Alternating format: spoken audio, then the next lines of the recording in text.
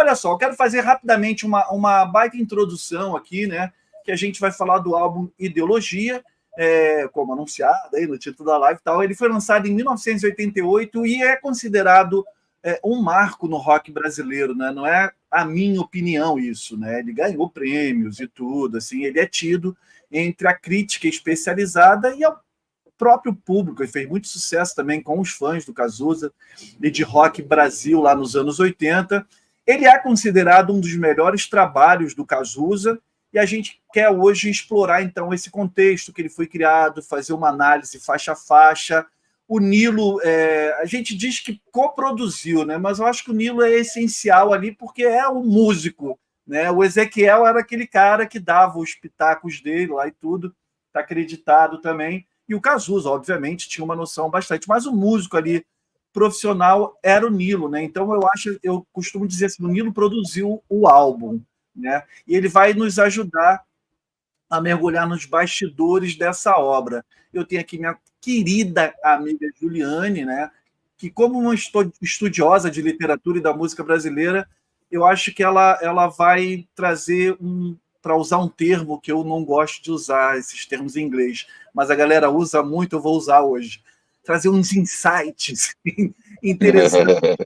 interessantes sobre o álbum, né? Então, espero que vocês curtam aqui essa viagem com a gente. A gente vai ficar com o Nilo até mais 8h30, mais ou menos, que o Nilo tem um compromisso. Depois eu acho que dá para a gente falar bastante do álbum. E eu queria introduzir já com a Juliane, Nilo, se você me permite, como uma estudiosa, né, que eu estava falando ali da literatura e da música brasileira também e tal, eu queria que a Ju, se possível, trouxesse assim, o que o álbum Ideologia simboliza para você, Ju, especialmente considerando o momento histórico em que ele foi lançado. Sim, ele é um álbum de entremeio entre Que País é Este e As Quatro Estações. Então, a gente está falando de um ano de 88, que é um ano simbólico para a política brasileira, um ano de extrema dificuldade financeira, viver assim uma inflação absurda. As pessoas não estavam dando conta do recado, nem politicamente, economicamente, aquele pós-ditadura militar, né, Nilo? Assim, e para quem vivia de processos criativos, como o Nilo e os artistas que o cercavam, porque Nilo estava na meca dos artistas da década de 80, não estou acreditando que eu estou falando com o Nilo Romero, desculpa. Para com isso. Mas, Nilo, você estava ali, você viveu isso que a gente está falando, sabe? Então, para mim, é sensacional, porque ideologia representa o Cazuza em toda a sua potência. É quando o Cazuza resolve rasgar para o mundo um talento que até então ele ainda não explorava, que era essa música de protesto rasgado, né? Ele sai desse analítico eu, desse olhar para o sujeito, que é essa coisa que eu falei tanto sobre o Renato Russo. Inclusive os dois, tá, gente? Não se pegavam, não. Eles se adoravam, eles se admiravam. E é uma coisa que é tipo a Simone, essa coisa da ginástica agora com a Rebeca. Os dois se estimulavam. Então, assim, o Cazuza fala que Brasil nasce do Que País é Este, porque quando ele escuta, ele fala, porra, eu queria ter feito isso. E aí ele senta e faz, que é uma coisa que é de matar, né? A gente vai falar muito da estrutura da canção, porque o Cazuza ele tem uma qualidade que eu gosto muito. Para você que está estudando análise em literatura nas universidades, como eu fiz, com análise de letra de canção, o Cazuza é um prato cheio, porque ele respeita muito aquela questão da estrutura da letra de canção, introdução, verso, refrão. Ele usa muito essa linha. E nas 4 canções principais desse álbum, que para mim são Ideologia, Brasil, Blues da Piedade, faz parte do meu show, ele dá uma aula de composição, né? E nesse ponto, o Nilo é fundamental, porque ele retroalimenta. Porque o Cazuza, ele entregava, né, Nilo? Ele dava e vocês que vinham com a contrapartida musical, assim, com as linhas musicais, né? A parceria dele com o Frejá se restabelece. E, enfim, a gente vai falar muita coisa, Sal. É só um pequeno pompurri das referências desse tempo, né?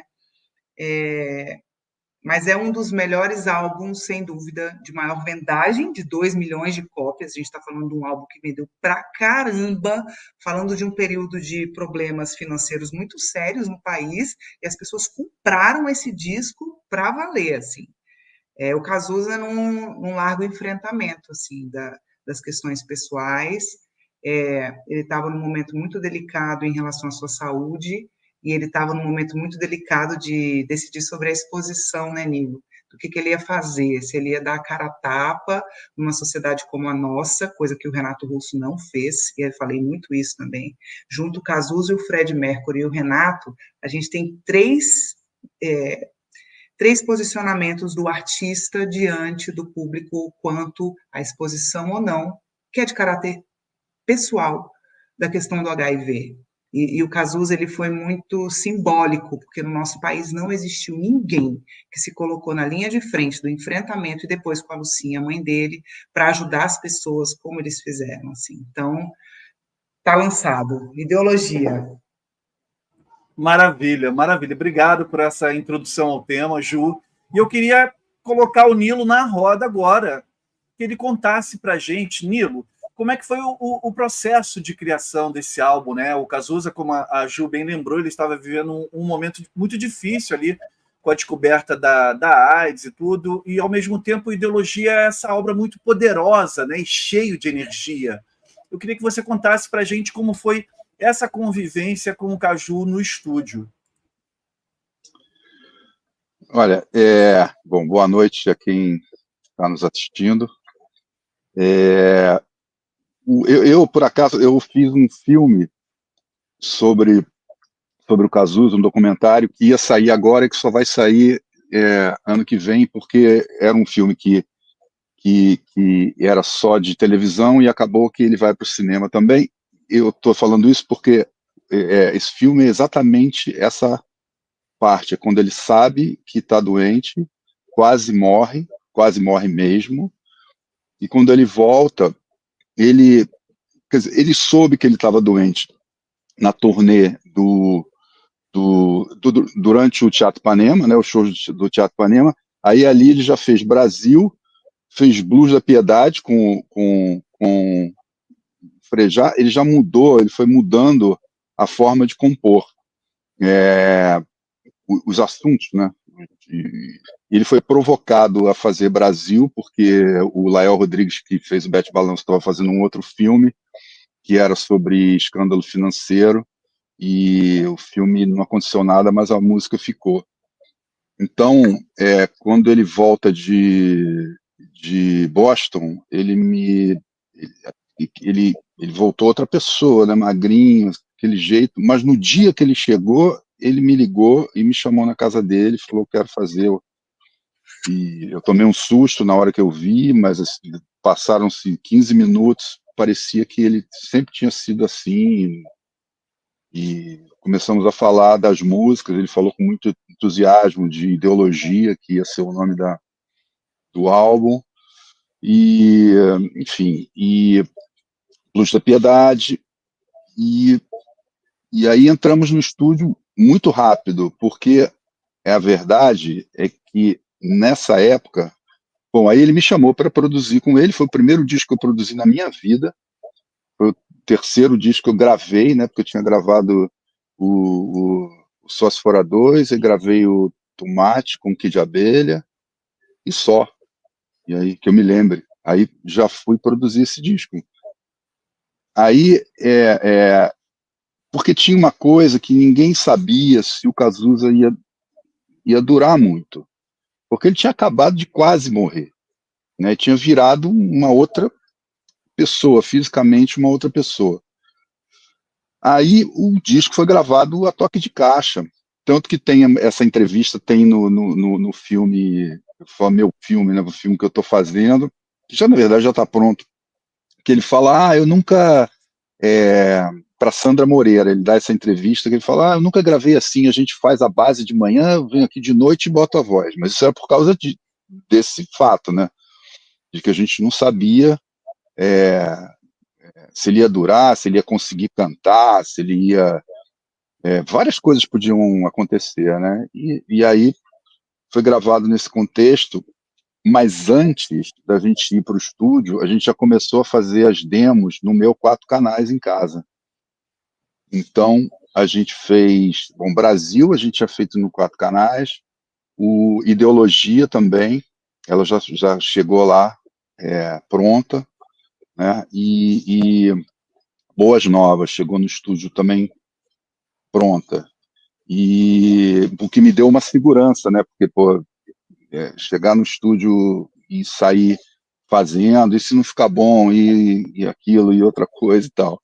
Então a gente já começou, foi a primeira música que a gente gravou, foi Ideologia, e com o Sérgio Della Mônica na bateria, eu escolhi alguns bateristas para gravar o disco.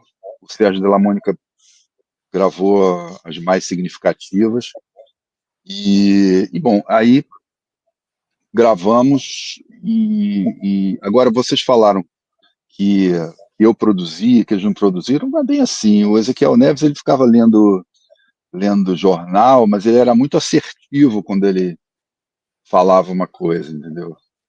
Ele O ficava ali, aí... O Frejá fala uma coisa que eu acho muito engraçado, né? Que às vezes ele estava ali, parecia que estava em outro mundo, né? Aí ele pedia a opinião dele, alguma coisa, ou se ele dançava no estúdio, assim, sinal que a parada estava no caminho certo.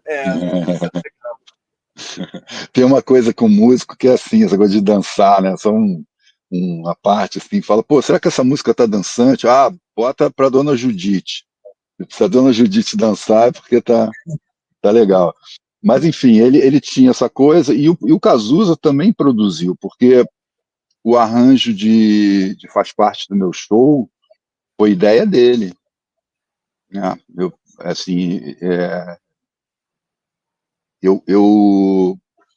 Como é que se diz? Coloquei para frente, mas a ideia de fazer uma bossa nova foi ideia dele. E a música, quem conhece a música original sabe que não tem nada a ver. Né? Porque ele queria uma bossa nova ele já estava ligado nisso e ele viu a música que ia ficar legal como ele bossa era nova. muito musical, né, Nilo? Ele era muito. Ele quando você compunha, ele já pegava um mote ali e falava isso é parecido com não sei o quê. E aí isso é parecido com... E aí ele já pegava, já ia por aquela vertente, né? E também justiça seja feita essa coisa. Ele era das formas. O Frejá, ele também tem muita importância nessa coisa das formas, que quando você vai tocar as músicas, você vê que elas são muito pop, mas elas não têm formato certinho. Por exemplo, você vai tocar Pro Dia Nascer Feliz a primeira vez, e, cara, aí o Nadando Contra a Corrente, aí vem numa hora, você vai ver que você tem que decorar aquele formato, e não é um formato normal. Bete Balanço também é a mesma coisa que o C da música, né? Porque tem o verso, que a gente chama, eu chamo de A, o refrão, e o C é não ligue para essas características. Geralmente o C é aquela parte que só acontece uma vez na música, né? E aí aquilo vem logo depois do solo. Tem um solo e entra aquilo. E são umas sutilezas assim também que são bacanas, e isso é que faz as músicas ficarem mais legais, porque elas não são simétricas, assim como as músicas do Legião, várias não eram simétricas também, né? Uhum.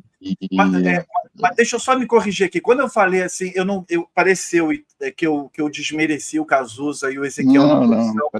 Mas na realidade eu não quis desmerecê-los porque eu amo os dois. Eu quis te exaltar ainda mais o seu papel no disco ali, como músico para.